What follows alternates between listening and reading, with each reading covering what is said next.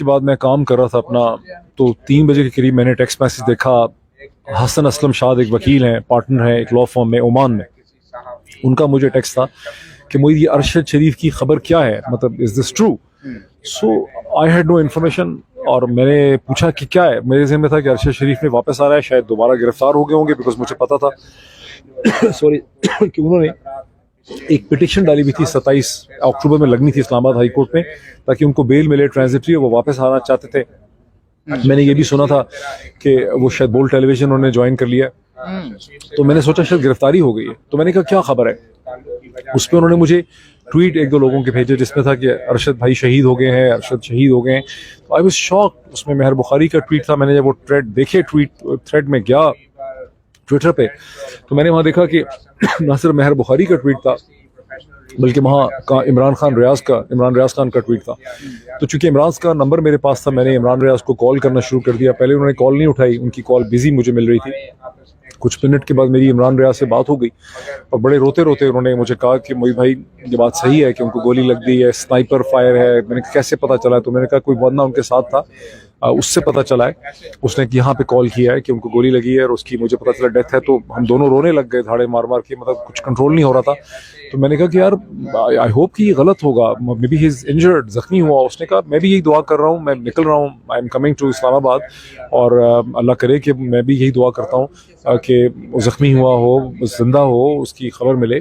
फिर यही हमारी बात हुई। उसके बाद जब मुझे पता चला तो मैं ट्विटर पे गया, तो मैंने देखा बहुत से लोग कंफर्म कर रहे थे। इतने में मैंने ये सोच के, चूंकि बैरिस्टर शुएब रज़ाक उनके वकील थे, मुझे पता था, उन्हीं से मुझे पता चला था कि 27 को उनकी यहाँ एक एप्लीकेशन लगी है। तो मैंने उस वक्त सुबह के कुछ 3:30 बजे के टाइम पे मैंने फिर देखा, मैंने बैरिस्टर शुएब को कॉल किया। ये सोए पड़े थे, इनकी बड़ी सोई हुई आवाज़ थी। मैंने इनको पूछा, मैंने कहा कि आपको पता है कि ये हो गया? तो ही वाज शॉक्ड और उन्होंने मुझे कहा कि क्या कह रहे हो?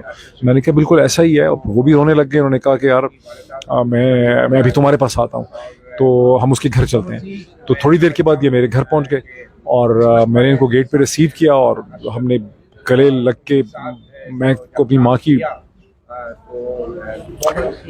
की डेथ के बाद कभी नहीं रोया।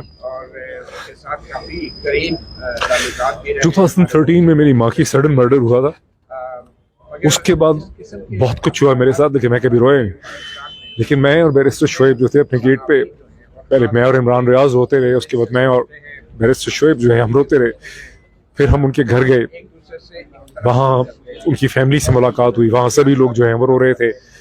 उनकी बच्ची को देखने का मौका मिला, उनके और घर वालों को देखने का मौका मिला।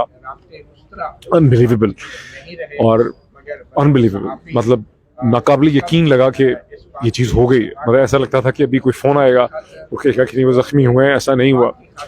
लेकिन उनकी मदर को देखा, बहुत ही वो कंट्रोल में थी। उन्होंने कहा कि बेटो, वहाँ शहर आफरीदी भी थे, वहाँ बहुत से लोग थे मीडिया के, और शेल शॉक्ड। और उनकी वालिदा जो थी वो मसलसल कह रही थी कि मैंने तो उसको इसलिए जाने दिया था कि मैं समझती थी कि उसकी ज़िंदगी महफूज होगी, उसको यहाँ ख़तरा था।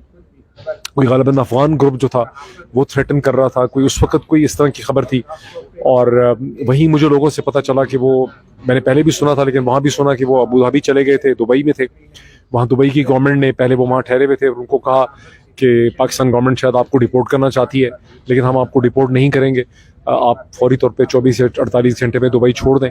और उस वक्त चूँकि वीज़ा फ्री एंट्री उनको कीनिया में मिली, वो कीनिया चले गए वीज़ा फ्री एंट्री में, बिकॉज पाकिस्तान के पासपोर्ट पे वीज़ा फ्री एंट्री दुनिया के अक्सर ममालिक में नहीं है। मेरा ख्याल है तुर्की में है जो एयरपोर्ट पे मिलती है। तो वो वहाँ चले गए और तो ये मतलब वहाँ सारी सिचुएशन हुई। और फिर बैरिस्टर शुएब ने मुझे कहा कि हमें एक कम से कम इस्लामाबाद हाई कोर्ट में चल के एक पिटिशन डालनी चाहिए कि इसके क्या वजूहात हैं कि अरशद शरीफ जैसा शख्स जो है उसे पाकिस्तान छोड़ना पड़ा।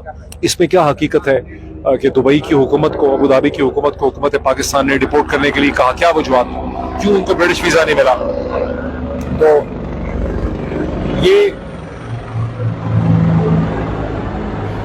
तो यही मकसद है जिसमें चीफ जस्टिस ऑनरेबल आतर मिनल्लाह के सामने हम पेश हुए।